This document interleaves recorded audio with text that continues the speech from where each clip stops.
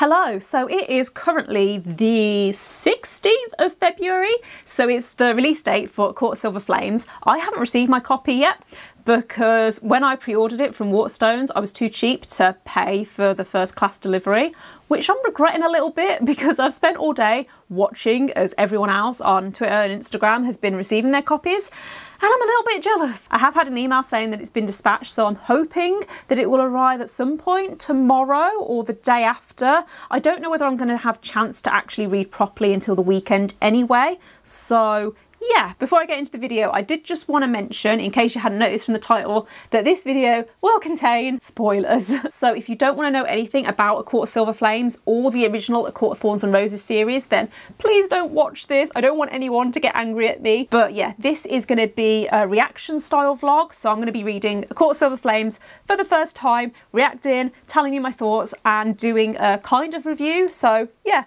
really excited, and I hope you enjoy the vlog.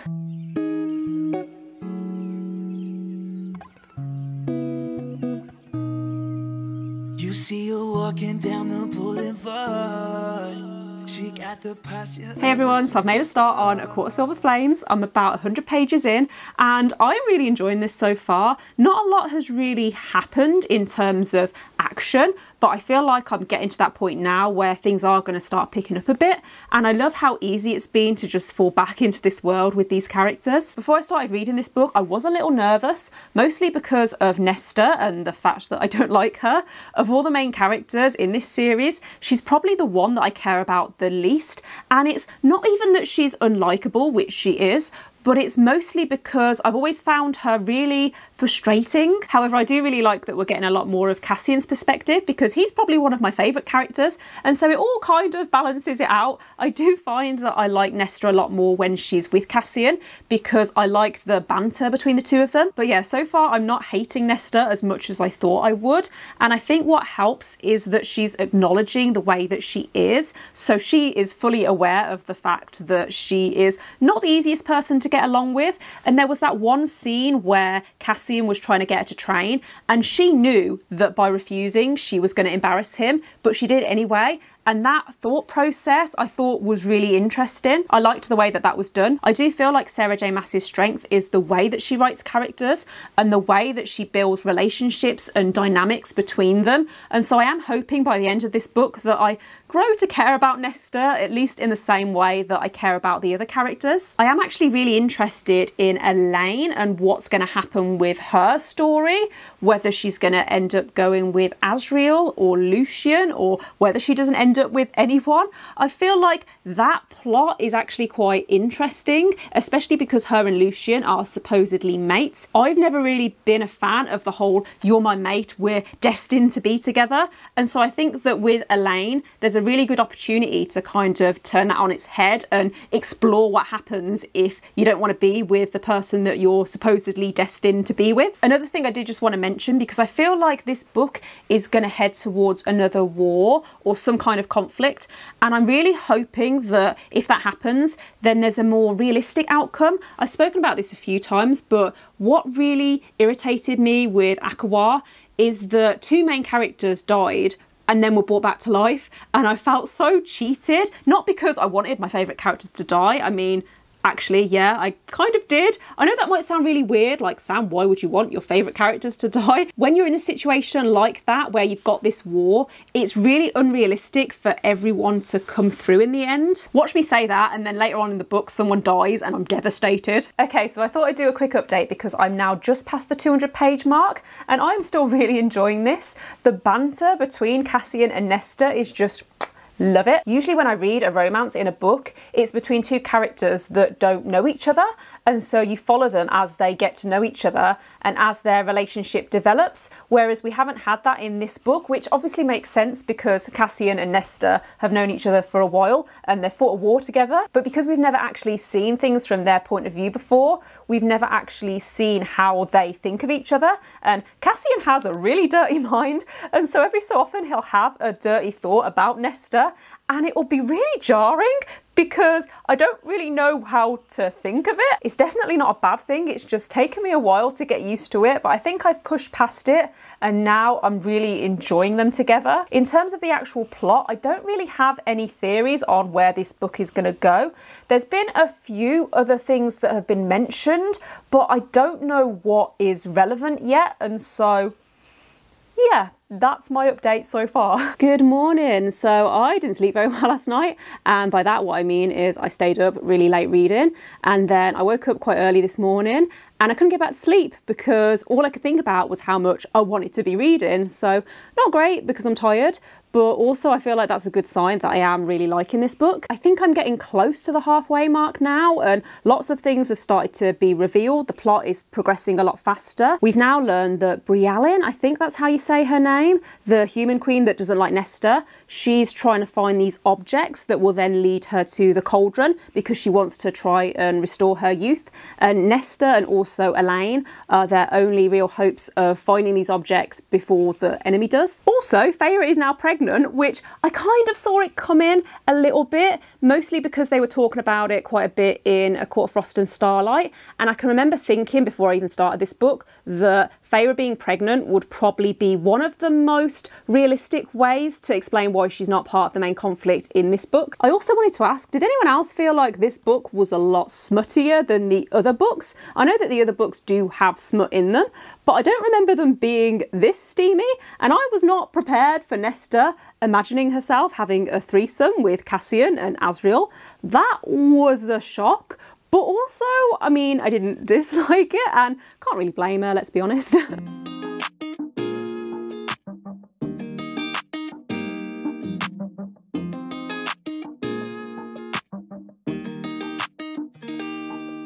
Hey everyone, so I wanted to do a quick update because I'm now just past the halfway point, but I don't know if I've actually got much more to say that I haven't already said in this vlog. At the moment, this feels like a 4-star read. I don't know what it is that's stopping it from giving me that 5-star feeling. I was wondering whether it was the pacing that felt a little bit off, but then I don't mind that it's building up slowly. I don't mind a slow burn romance. I think my main issue at the moment is that there's nothing else that's really happened outside of the romance. The actual plot itself feels like it's lacking a little bit. Cassian is definitely one of my favourite characters, and I really like the way that he's treating Nesta and how he's been really patient and considerate of all the trauma that she's been through, because she has been through a lot, and I feel like the other characters haven't really taken that into consideration, and the way that they've treated her has been a little bit unfair at times. I never thought I'd actually say this, but I do feel like I'm understanding her a lot more, and I like that we're getting her perspective in this and we can actually see what she's been through and the way that she experienced certain situations and why she is. I still feel like some of her actions can't be excused that easily, but I don't hate her anymore. I can't remember if I've already mentioned in this vlog, but it's been about 6 months since I read the first 3 books in this series, and I thought I could remember them pretty well.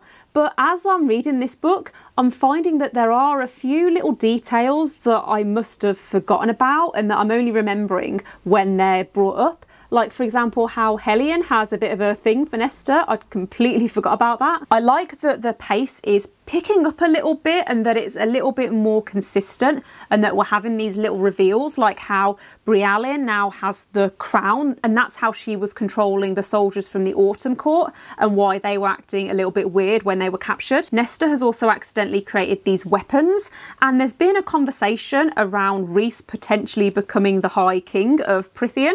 And I don't like that idea. I'm kind of with Rhys on this. I don't like that direction. I also really hope that Feyre doesn't die in childbirth because I feel like she's been through enough. I feel like her and Rhys have been through enough trauma and enough pain, and we don't need any more of that. I feel like between those two, they've been through enough, and just leave them alone. So Nesta's just told Feyre about the risk of her giving birth, and I get why everyone's annoyed at her because it wasn't really for Nesta to tell Feyre that. But at the same time, I don't really understand why no one else told Feyre. Like, why did they decide to keep it from her? They didn't really need to do that. I am getting so close to the end now, but I am a little bit confused because have Nesta and Cassian been mates all along and they've not been able to recognise it because they've had these walls up? Is that what's happened? I don't really know. I am really worried about how this book is going to end. I'm nervous that it's going to end on a cliffhanger because I'm assuming that there's going to be another book or another couple of books after this. I have this really funny feeling that Brialyn is going to show up and she's going to take control over one of the characters using the crown. And I don't want that to happen and I'm really scared. So Feyre and Rhys making a pact to die if the other person dies was a really stupid idea. I was really happy for Nesta and how she'd found her own found family. And now that they're in danger, I'm really sad. Really sad. I am, however, really appreciating that I was so distracted by Brialyn and what was going on there that I hadn't even seen this coming. I hadn't even clocked the Illyrians and that they might do something and whew.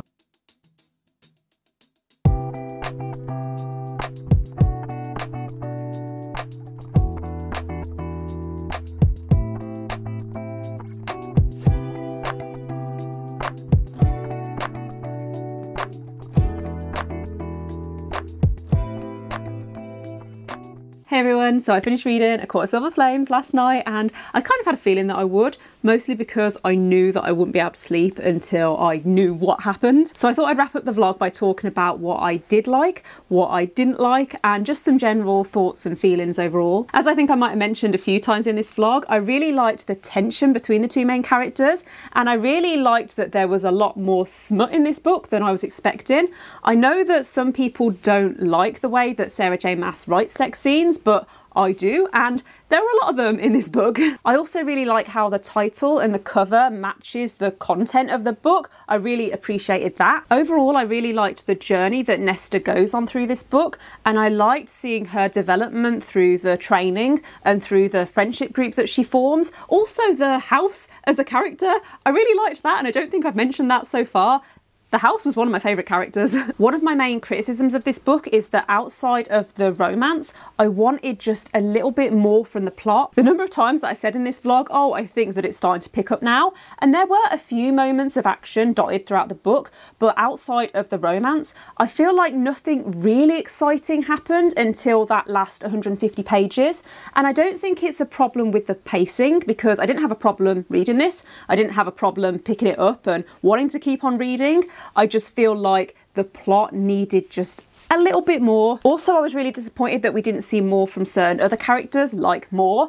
And what was the point of Amren actually being in this book? Because she survived at the end of Akawar and then didn't really play any kind of significant part in this book. And so she might as well have just died. Please don't hate me for saying that. I just feel like she didn't really contribute enough to justify that. And I feel like that kind of leads me on to my final point, is that I was really disappointed, or maybe disappointed is the wrong word, but no one died in this book. And I'm not saying that I wanted someone to die. I don't want it to come across like I want all of these characters to die because I am really attached to them. But that moment with Cassian and the dagger, I didn't cry because I knew that he probably wasn't actually going to die, and I was right. Like a few pages later, turns out it was all a trick, he was all fine.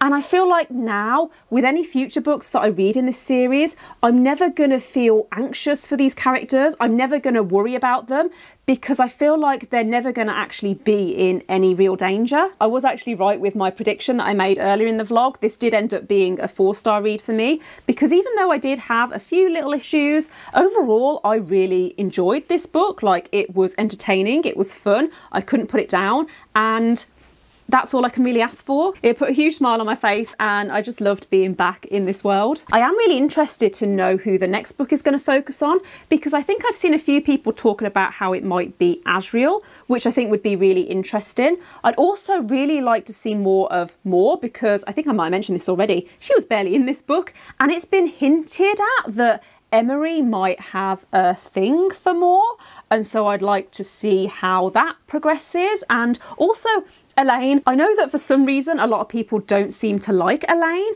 but I think that she could be really interesting. I really want to see inside her head and understand how she feels about Lucien and Asriel and that situation. I think that that could be really interesting. I don't know though, let me know in the comments if you have any general thoughts and predictions, and just in general if you want to chat about this book, because I had a lot of fun filming this video. I have never done a spoiler-filled vlog before, and it was quite nice to be able to relax and just talk about everything. So I definitely like to do more of these videos in the future. But that does bring me to the end of the vlog, so thanks for watching if you've made it this far. If you did enjoy this video, then please don't forget to give it a thumbs up and click subscribe if you haven't already, and I will see you next time. Bye.